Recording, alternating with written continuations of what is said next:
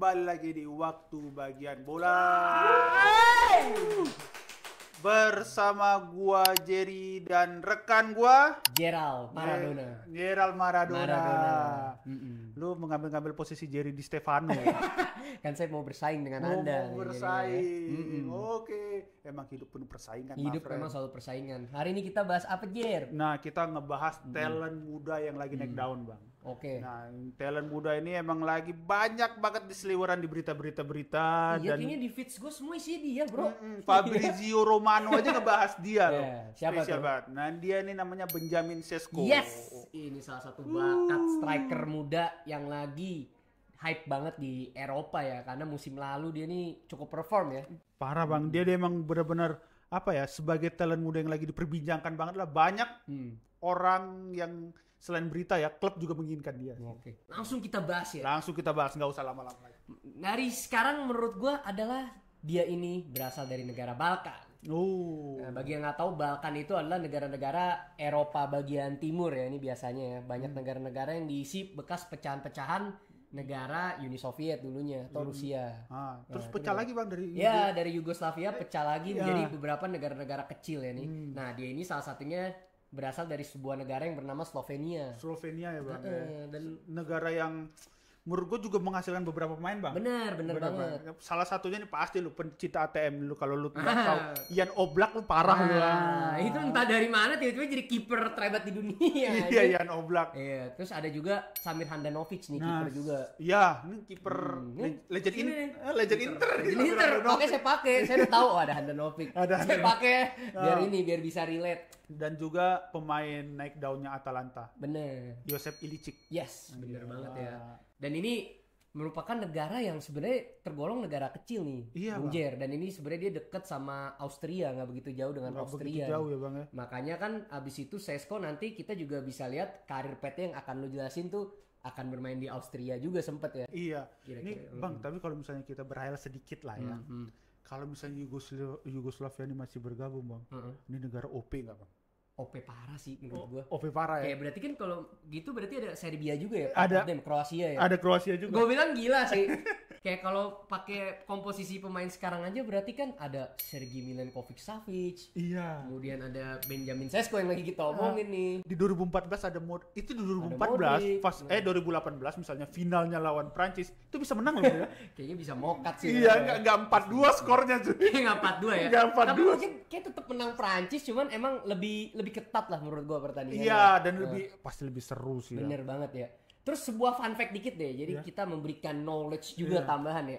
Sesko ini merupakan pencetak gol termuda di timnas Slovenia loh, bro. Oh iya? Jadi dia mencetak gol di umur 18 tahun pas Slovenia ngelawan Malta di kualifikasi Piala Dunia tahun 2022. Jadi dia nyetak golnya berarti di tahun 2021 karena kan kualifikasi dulu.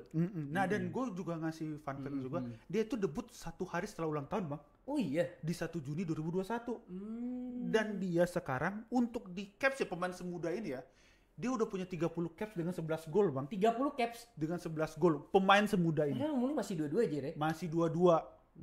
Berarti dia bisa, menurut gue bisa capsnya bisa sampai 100 kali, 100 lebih ya kalau kayak gini. Gila, Bang, orang dia mulai di usia 18, Bang. Iya benar. Apalagi Slovenia juga nggak banyak opsi kali. Iya.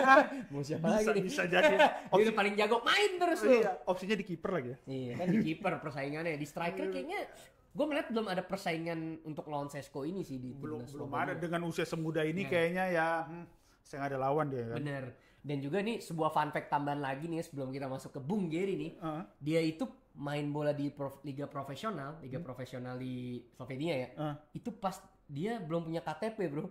Lu bayangin, jadi umurnya masih 16, belum dapat KTP udah main di ini liga profesional, kan gila ya. Berarti untuk seumuran dia yang masih berjuang di ya kalau misalnya di klub-klub gede tuh ya pasti masih under U17 akademi lah ya. Masih di youth academy, anjir dia udah profesional coy. Wah, ini pemain-pemain spesial nih kayak gini nih. Makanya. Biasanya kayak gini-gini nih wonderkidnya dari Amerika Latin tuh. Ya, sosial gini. Seperti Mas Tatuono yang Anda suka omongin bersama Bung Irfan. Emang berbakat sih ya. Iya. Dulu Aguero juga ya, itu kan Neymar juga kan usia muda banget Neymar main di Santos. Dan usia muda banget ya. Kalau kita ngomongin klub tuh, karir path dia di klub tuh gimana sih, Bung Jer? Nah, karir path dia di klub itu, dia emang benar-benar menjadi produk asli Red Bull. Red Bull. Ini bagi yang nggak tahu, Red Bull ini apa sih? Ini kan kayak nama minuman merek minuman tadi ya? Iya, dia merek sebenernya? Red Bull ini merek minuman berenergi. Memang dia ini udah terkenal sebagai brand minuman. Dan sekarang dia lagi merambah untuk ke dunia sepak bola. Banyak klub-klub satelit dia yang dia bangun untuk mendukung perkembangan sepak bola itu. Kayak misalnya di klubnya pemain kesukaan Anda di MLS, New York Red Bulls. Oh iya. Dulu Thierry Henry pernah ke situ ya. Iya, pas di MLS New York Red Bulls. Terus juga di Austria sebagai Salzburg. Bener. Di Jerman Leipzig. Iya. Nah, dan RB lainnya tuh. Dan dia ini saking jagonya, Bang ya. Pemain ini kan dibeli nih sama RB Salzburg. Tapi dia nggak langsung dipakai. Oh gitu. Dipinjemin dulu ke klub satelitnya nih. Satelitnya si RB ini di Liga 2-nya Austria. Oh gitu. Berarti dia punya berarti Leipzig parent klubnya, dia punya ininya lagi ya, maksudnya Salzburg, feeder klubnya lagi, Salzburg, sama bawahnya ada lagi. Ada lagi. Wah, tersistematis banget. Tersistematis banget, dan dia itu di sono 2 musim, Bang. 44 kali caps, 22 gol. Untuk usia muda itu. Itu cukup tajam sih, Jer. Tajam banget, Bang, untuk usia muda itu. Terus dia dipakai ke Salzburg, jago nih, udah berapa gol. Biasanya kan ada Salzburg langsung pindah nih. Iya benar. Ya kan, Salzburg pindah nih, tak. Kayaknya, lu terlalu muda nih, ke Leipzig lagi ya. Ke Leipzig lagi, makin jago, makin OP. Dan dia sekarang dari musim pertamanya dia kemarin, sampai musim ini selalu dibicarakan kalau dia akan dibeli ke klub besar. Oh, nanti akan dibahas juga. Dibahas lebih dalam lagi. Oke. Menarik ya. Kayaknya, tapi klub Indonesia ini sedikit ini ya intermezzo. Bisa nggak sih niru sistem ini? Kayaknya bagus banget ya, sistematis kayak gini. Kita kayaknya nggak punya parent club gitu atau feeder club gitu, nggak ada ya, belum ada ya. Lu mau bicara secara Indonesia, Bang? Iya, dikit aja.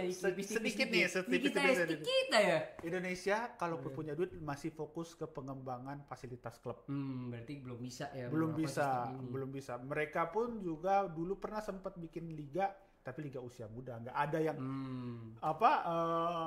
klub cabang itu belum ada klub cabang ya. Oke, mungkin nanti PSSI bisa belajar dari sini juga untuk membina klub-klub kayak dan gimana. Dan ini bisa menarik investor untuk para gila-gila investor. Kalian kan suka uang. Nah, coba dilakukan. Nah, by the way kalau ngomongin posisi, kita kan taunya dia sebagai striker tajam nih, Jer. Iya. Tapi tahu nggak sih lu? Ternyata dia itu sebenarnya hampir menjadi goalkeeper, Jer. Karena kan postur badannya tinggi kan, Jer. 195 cm. Biasanya kalau kita lihat orang yang tinggi kayak gitu ya goalkeeper kan, biasa identiknya. Iya. Nah itu juga ayahnya yang bernama Ales nih, Ales Sesko ya. Kalau dia kan Benjamin Sesko nih. Kalau orang nggak tahu ntar dikira kita ngasal ngomong nih. Nah itu ayahnya tuh tadinya kiper di sebuah klub di Slovenia. Tapi ayahnya profesional? Enggak sih, dia kayak lebih ke semi pro. Oh, semi pro. Dan dia kan terinspirasi, aja ayah gue keren juga jadi kiper ya. Nah tapi ayahnya ngomong kayak gini ke dia. Bro ya, apa ya manggilnya kalau anak ya? Anakku. Cil gitu kali ya? Anakku gitu. Kalau di Slovenia apa ya dia manggil anaknya? Mason ya. Masan. Menjadi kiper itu membosankan. Coba lu jadi pemain outfield. Maksudnya adalah pemain entah jadi back, entah jadi sayap, entah jadi striker. Intinya outfield player ya. Akhirnya dia mencoba tuh dia jadi back waktu itu. Pas jadi back, otak dia tapi filosofi pengen, gue pengennya cetak gol, akhirnya diplot sama pelatihnya, nih anak cocoknya jadi striker dari situ. Dan dia mengidolakan, pas banget sebuah fun fact ya, dia mengidolakan Zlatan Ibrahimovic. Karena kan Ibrahimovic punya postur yang tinggi juga ya, walaupun nggak sesesko ya, 188, 189 kalau nggak salah. Dan dia juga striker yang sangat tajam, walaupun secara playstyle beda, nanti akan kita dive deeper lah playstyle kayak gimana. Dan pas banget nih, berarti kan role modelnya striker, dan dia juga akhirnya menjadi striker yang oke juga. Dia ini berarti pinter mencari idola, Bang. Bener. Dia mencari satu, postur tinggi. Bener. Mesin gol. Bener. Dia cari Zlatan Ibrahimovic dengan stylenya dia sendiri. Bener. Dia pengen jadi mesin gol. Ini keren ini. Untuk seorang striker yang bisa mencari contoh yang pas tuh jarang loh. Biasanya tuh apalagi seusia dia ya. Dia kan besar di era prime-nya Messi Ronaldo. Betul, ya. Pasti kan kalau gue nggak pengen kayak Ronaldo. Iya, jarang ya. Messi. Iya, biasanya 2 aja opsinya. Ini Messi, Ronaldo. Ya kita tahu lah Bang, usia anak-anak di bawah kita kan pasti era kita mungkin dia bisa Ronaldo Brazil, bisa Nistelrooy atau siapapun itu banyak. Kalau dia wah keren sih ya. Jago dia untuk mencontohkan itu kan, Bang. Banget dia. Makanya itu. Dan ini juga sebuah fun fact tambahan dikit, kita banyak fun fact ya. Sebuah fun fact, dia itu sebenarnya hobi bermain basket, dan kalau ada alternate universe nih, what if gitu kan ya. What if scenario, dia itu sebenarnya pengen jadi pemain basket. Nggak aneh sih ya. Aneh sih. Tinggi, Bos. Tinggi, Bos. Iya, dan dia sampai sekarang suka nontonin Milwaukee Bucks, yaitu timnya Giannis Antetokounmpo. Kira-kira kayak gitu tuh, Je. Kalau gue ngeliat dia, kalau gue misalnya jadi pemain bola, jadi pemain basket tuh, udah betul gua nih. Baru aneh. Gua lebih aneh lagi. Cebol anjir. By the way, kalau kita ngomongin tadi karir pet itu, dia kayak gimana sih, Jir? Karir petnya sampai bisa sekarang diperebutkan tim-tim kuat Eropa. Ya, karir petnya kan udah gue jelasin tadi tuh Bang, yang di Salzburg, dia udah mau menunjukkan, di Leipzig menunjukkan. Nah, di Leipzig baru 1 musim Bang. Isu dia untuk dibeli klub-klub gede itu banyak Bang. Oh iya, ini yang sering lewat di timeline. Sering lewat. Dia sebelum Euro aja udah diisukan pengen ke Arsenal. Oh iya, sebenarnya. Saya juga senang. Iya. Dan ini emang gue yakin ya, kalau dia ya di luar dari Gyökeres yang kita tahu sekarang ya, kalau dia main di Liverpool, di Arsenal dengan gaya mainnya seperti itu, wah cocok sih. Karena dia role player, dia bisa dimanapun, dia bisa ikut ngebangun permainan. Bisa. Nah ini nih tipe striker yang benar-benar setelah di era modern gue tahu, dan Ronaldo udah pindah dari Madrid, Benzema sangat penting. Dan gue lihat di dia kayak gitu, lu juga sangat penting. Gitu. Isu-isu transfernya tuh gede Bang. Di musim sekarang, dia sekarang gedenya ceritanya ke MU. Sebelumnya Newcastle United tuh pengen banget ngebeli dia. Banyak banget yang klub-klub gede yang pengen ngebeli dia. Walaupun gue belum dengar PSG atau Madrid pengen beli ya. Tapi dari 3 klub Liga Inggris ini pengen banget sebagai 3 klub Sultan nih membeli dia. Sultan. Arab nih. Cuman Glazer nih. Glazer bangke. lain ini. Dan gue bisa meyakini kalau misalnya dia dibeli sama si Newcastle dengan tipe mainnya mirip sama kayak Isaac, wah ini Newcastle jadi ngeri nih. Ngeri sih. Ada replacement yang nggak kalah oke. Iya. Bener. Dengan support pemain-pemainnya kan. Kalau di MU menurut lu cocok gak tuh tapi dengan komposisi permainan dan pemain yang sekarang? Dia harus pintar kerja sama Mbeumo. Iya. Tapi kayak cocok ya kan, main cepet ya Mbeumo sama Chunha kan ya. Oke, bisa bagus juga ini ya. Lebih ke dia akan membutuhkan tuh yang lu bilang tadi Bang, low block. Susah ngadepin low block ya. Dia karena tipenya dia kalau untuk striker tipe counter attack cepet banget nih. Iya. Lengket bola di kaki dia. Tapi kalau untuk low block dia butuh ya penyesuaian diri lagi, latih lebih keras lagi, karena untuk dia sebagai pemain bintang nggak mungkin nggak bisa ya. Iya, harusnya bisa ya. By the way tadi kalau ngomongin RB dari Salzburg kan biasanya ke Leipzig itu ada pemain siapa lagi sih Jir selain si Sesko ini? Apakah ada lagi nih contoh-contoh kayak gini? Kayaknya bagus juga ya development player-nya. Oh banyak Bang. Ini ada yang satu tuh Stewart ya namanya. Oh Stewart ya. Iya Stewart. Ini Stewart ini benar-benar karir petnya mirip. Mirip ya? Mirip. Dari yang dipinjamkan ke liga klub satelitnya di Liga 2 Austria, di Salzburg senior, pindah lagi ke Leipzig. Oh emang strateginya gitu. Strateginya. Dan gue rasa ya ini RB ini berarti enggak cuman bikin klub satelit, tapi dia bikin player development ya? Iya, player developmentnya. Dan membangun player development di klub. Bener. Dia nggak ngebangun klub Salzburg udah sekedar klub aja. Dia bikin bener-bener lu punya prestasi. Lu dikenal, Leipzig dikenal lo. Iya, Leipzig jadi oke di Eropa dia pun bisa ngomong sekarang. Iya, dia mulai dari kayak Leipzig nih, mulai dari divisi 4-nya Jerman. Tiap musim naik. Iya, divisi 5 ya. Iya, divisi 5 malah. Oh, dia tiap musim naik sampai akhirnya siapa yang nggak tahu pemain-pemainnya kan? Bener. Itu kan? Juga dia udah rebrand nama, tadinya namanya SSV apa gitu ya, agak susah tuh namanya. Gue takut salah, tolong editor masukinnya namanya Marx apalah tuh ya. Bener. Di take over sama Red Bull tadi.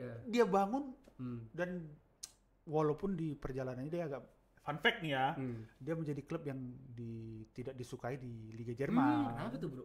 Karena kepemilikannya tuh berbeda sama klub-klub lain Bang. Kalau misalnya klub-klub Jerman tuh kepemilikannya dimilikin sama sebagian besar sama orang Jerman atau supporter pendukung. Iya benar-benar itu ada dengar juga tuh gue. Tapi ini kepemilikan saham mayoritas dari si RB. Wah, nggak terima dong orang Jerman, kaum Arya darahnya bergejolak bos. Terus dia merasa, terus posisinya si supporter di mana? Mereka nggak punya hak ngomong dong, gini-gini segala macam gitu. Ya kalau lu mau bandingin sama klub Bundesliga Union Berlin ya sejarahnya juga lebih panjang Union Berlin tapi ya toh buktinya dia juga menghasilkan pemain. Timo Werner lu nikmatin juga kan? Iya, ujung-ujungnya pada dinikmatin juga, dibeli-beliin, Kuku, Werner, banyak deh, Xavi Simon mau dinikmatin juga kan. Iya, jadi udahlah, ya namanya juga sepak bola. Kalau semuanya sesuai dengan apa yang kita pikirkan, nggak ada sisi bisnisnya, susah berkembang juga ya. Setuju banget. Susah berkembang juga. Berarti kan tadi dia diincar sama tim-tim EPL ya. Dan pas banget nih, menurut gue dia ini bisa dikatakan sebagai Haaland 2.0 bro. Dengan cara mainnya ya bang? Bener, jadi playstyle-nya itu kan agak mirip ya. Walaupun kalau Haaland kita lihat memang dia lebih powerful dan lebih ke strength ya. Iya. Kalau Šeško ini fisiknya kuat, tapi dia technicalnya tuh ada Jer. Maksudnya dia bisa dribble-nya agak lebih luwes, terus badannya kayaknya lebih agak fleksibel, sama terus dia juga memiliki kemiripan shoot power-nya sama-sama kenceng nih. Nah itu. Gue tadi sempat ngeliat, kembali lagi ya, gue ngeliat highlight, gue belum nonton Liga Jerman secara penuh. Tapi kita akan nonton musim ini. Kita akan nonton kok musim ini. Nanti akan nonton. Gue ngeliat di highlightnya dia tuh, untuk segede gitu cara mainnya selincah Isaac kan? Ya. Luwes kan? Itu Isaac aja menurut gue udah spesial, tinggi gitu. Dia lagi gue tendangannya kenceng banget bre. Di luar kotak tuh yang sertak pojok itu. Ngeri sih. Ada dari take off tiba-tiba. Iya, itu kiper cuma cengok tuh kayak aneh sih itu. Nah, gue rasa makanya dia juga memiliki torehan kan 13 gol apa 15 gol ya di Bundesliga. 13 gol 13 gol dan 5 assist ya. Iya. Nah, gue rasa dia cocok banget main di EPL sih dan bisa menjadi pesaingnya Erling Haaland juga, bro. Nah, jadi Liga Inggris lebih kompetitif. Dan untuk klub-klub IPL ini dia punya fun fact yang menurut gua apa tuh? Masuk di proposal lu. Dia jarang cedera. Itu untuk pemain segede gitu. Biasanya pemain gede rentan cedera ya, Jer? Apalagi ACL dengkul nih. Iya kan, karena kan untuk menahan badannya lebih tinggi, proporsional di atas nih. Makanya sering cedera, kayak Crouch dulu sering cedera ya kan. Iya, nah dan ini untuk pemain jarang cedera, skillful, punya kecepatan. Ini mahal nih pemain. Mahal, makanya mau dibeli berapa? Price tag-nya 75 sampai 80 juta ya. 75 sampai 80 juta, Bang. Mahal banget anjir. Ini walaupun sedikit perjudian ya, karena Ekitike 95 bang.